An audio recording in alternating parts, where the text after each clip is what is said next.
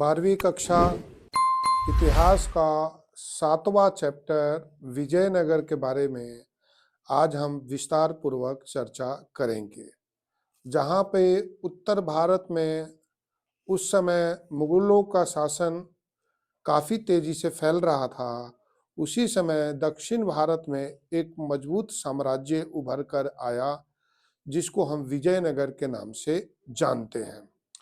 मौजूदा समय में विजयनगर कर्नाटक को कहा जा सकता है और विजयनगर के चिन्ह अभी भी कर्नाटक में मौजूद है। विजयनगर की स्थापना दोनों भाइयों ने हरिहर और बूका ने मिलकर 1336 ईस्वी में की। हरिहर और बूका ने मिलकर विजयनगर की स्थापना 1336 ईस्वी में की और विजयनगर की राजधानी बनी हम्पी। विजयनगर की राजधानी हम्पी की खोज कॉलिन मैकेंजी ने 1815 ईस्वी में की। ये कुछ बातों को ध्यान आप जरूर रखें विजयनगर को पढ़ने से पहले। फिर से मैं इस बात को दोहरा रहा हूं कि विजयनगर की स्थापना हरिहर और बूका ने 1336 ईस्वी में की और कॉलिन मैकेंजी ने 1815 में विजयनगर की राजधानी हम्पी की खोज की। विजयनगर के समय में दो विदेशी यात्री अब्दुल रजाक फारस, जिसे हम इस समय ईरान कहते हैं, और दूसरा विदेशी यात्री पुर्तगाल से दुआर्ते बारबोसा, ये दोनों विदेशी यात्री विजयनगर के समय में बाहर से आए और उन्होंने विजयनगर के प्रशासन, किले, सड़कें और यहाँ की जो सामाजिक आर्थिक व्यवस्था है उसका जिक्र उन्होंने किया था। अब्दुल रजाक ईरान फारस से आए और दुआर्ते बारबोसा पुर्तगाल से आए और इन्होंने विजयनगर के सभी पक्षों के राजनीतिक, आर्थिक और सांस्कृतिक पक्षों का वर्णन अपने लेख में किया है। अब हम विजयनगर के जुड़े हुए कुछ अन्य तत्व पे चर्चा करेंगे, जिसमें सबसे पहले आता है जो एग्जाम के अनुसार भी इम्पोर्टेंट क्वेश्चन है, महानवमी डिब्बा। महानवमी डिब्बा विजयनगर के लिए 9 दिनों का एक उत्सव होता था जिसमें वो विशाल मंच को तैयार करते थे। इसके अलावा वह 11,000 वर्ग फुट से 40 फुट तक एक मंच बनाते थे और वो 9 दिनों तक चलने वाला एक व्यापक उत्सव था जिसमें विजयनगर के लगभग सभी लोग शामिल होते थे। इसमें वो झांकियां निकालते थे, शक्ति प्रदर्शन करते थे, पूर्वजों को याद भी करते थे, अपने हथियारों की पूजा भी करते थे। ये सारे कामों महानवमी डिब्बा में करते थे। अगला क्वेश्चन है जो बहुत इंपॉर्टेंट क्वेश्चन है कि विजयनगर के मंदिर बताओ। तो विजयनगर में कई तरह के मंदिर रहे, विरूपाक्ष, गोपुरम, हजाराराम, और इन सभी मंदिरों की जो बनावट थी लगभग एक ही जैसी थी ज्यादातर।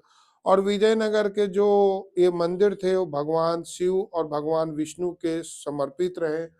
ये जो मंदिर थे उसको बनवाने में विजयनगर के सबसे प्रसिद्ध राजा कृष्णदेवराय की भूमिका भी काफी महत्वपूर्ण रही। विजयनगर के ये जो मंदिर थे वो अपनी वास्तुकला के लिए और अपनी बेहतरीन नक्काशी के लिए भी जाने जाते हैं। विजयनगर के अंदर जो एक और बहुत ही इम्पोर्टेंट जो क्वेश्चन इस चैप्टर से निकलता है वो ये है कि विजयनगर में किलेबंदी में खेती से आप क्या समझते हैं। ये क्वेश्चन बहुत ही इम्पोर्टेंट और उपयोगी है। विजयनगर के लोग किलेबंदी में खेती करते थे। किलेबंदी में खेती का मतलब होता है कि खेतों के आगे सेनाओं को खड़े कर देना ताकि कोई भी आलतू फालतू जानवर या कोई भी ऐसा व्यक्ति ना जाए जो खेतों को खराब कर सके, जिससे फसल सुरक्षित रह जाती थी। लेकिन जब कभी आक्रमण होता था तो विजयनगर के जो ये किलेबंदी में खड़े हुए सैनिक होते थे वो पूरी खेत में आग लगा देते थे ताकि दुश्मनों के हाथ में ये फसल ना लग सके। अगले क्वेश्चन के ऊपर हम आ जाते हैं कि विजयनगर के अंदर जलापूर्ति कैसे होती थी। तो विजयनगर के अंदर कई बड़ी नदियां थी जिनमें कृष्णा, तुंगभद्रा जैसी नदियां तो प्रमुख थी ही। इसके अलावा विजयनगर में कमलपुरम जलाशय भी था वर्षा के जल से भी विजयनगर के लोग कृषि संबंधी आवश्यकताओं को पूरा करते थे। इसके अलावा अगले जो क्वेश्चन पे हम आते हैं कि विजयनगर के अंदर राय और नायक कौन थे। ये सेना प्रमुख थे, सेना को नियंत्रित करते थे, साथ ही सेना को प्रबंधन में, किलों के ऊपर नियंत्रण बनाए रखने में इनका प्रमुख योगदान रहता था। विजयनगर एक बहुत ही बड़ा और विशाल साम्राज्य स्थापित हुआ, लेकिन कुछ कारणों से इसका पतन भी हो गया। जैसे कि कृष्णदेवराय के बाद जितने भी विजयनगर के शासक हुए उतने लायक नहीं थे, कमजोर उत्तराधिकारी थे। बारंबार युद्ध के कारण भी विजयनगर की शक्ति कमजोर हो गई थी। उसके बाद कूटनीति का अभाव होना और कहते हैं कि धन की भी कमी होनी शुरू हो गई थी। वो कई कारण हैं जो विजयनगर के पतन के कारण बने।